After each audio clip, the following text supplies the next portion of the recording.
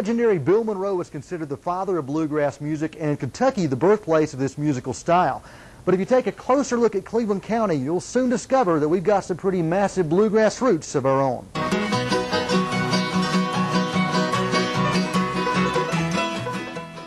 It's obviously a traditional music, and it's traditional music to people of our culture, Appalachian culture, and I think it's the music of our roots, and the Scotch-Irish influence that came into the North Carolina mountains is still influencing that music today. And just bluegrass in general is such a family kind of a concept. You see lots of families who become involved in this, and each person in the family will play an instrument.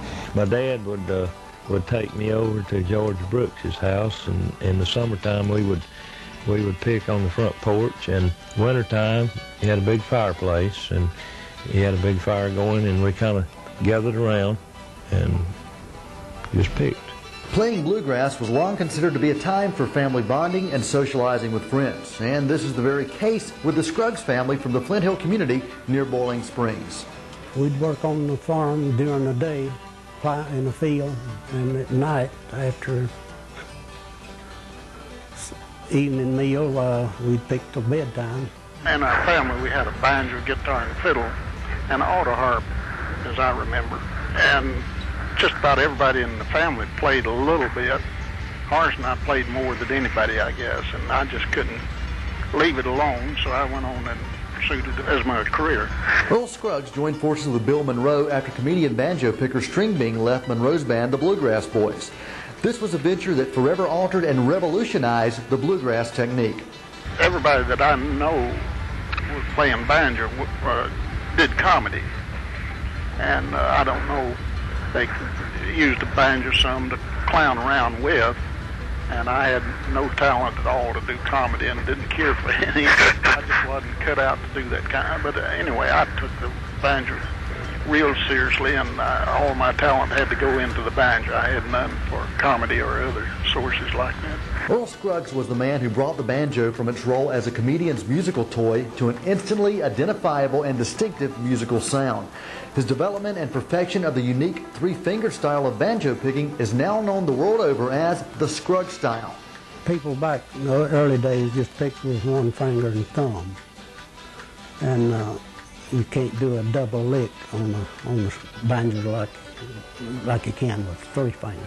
I was sitting in a room down there on the farm there in Flint Hill community, picking one day, picking a tune called Reuben, and I played two-finger style, and I was just picking and wasn't even thinking. I don't know what my mind was on, but suddenly I was picking three fingers. It sounded like a made-up story, but it's not. The other finger was working, and I used that ever since.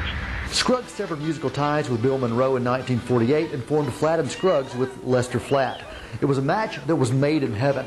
Scruggs' talent on the banjo combined with Flatt's perfectly executed vocals and unequaled rhythm guitar playing made Flatt and Scruggs and the Foggy Mountain Boys the biggest phenomenon in bluegrass history. I certainly would have just sat around and played it for my own enjoyment if nobody else would have ever accepted it. So other people accepting it has really been a plus to me.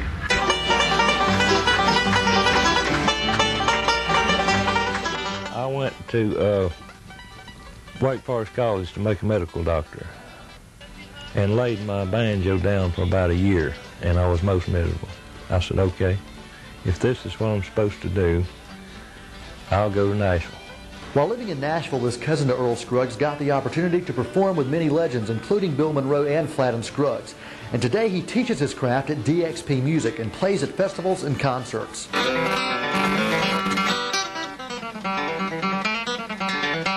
Out front we do have an area where the guys can get together and pick and kind of just join in with each other, single musicians who might come and just want to play with some other folks. Occasionally we get 4 or 5 of them together out front and then drag them up on stage. Leatherwood Trading and Coffee Company has become the host of the old-time Court Square Opry every Saturday night, to the delight of hundreds of bluegrass followers in the region. It's very much a player's music. If you go to a festival, you'll find that almost everybody there can play at least a little bit.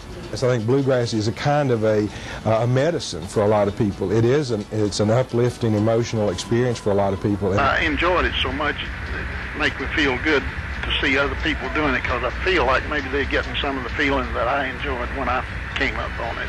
It's just the music that always did my soul so much good. For Shelby Headline Magazine, I'm Noel T. Manning II, the Manning Style.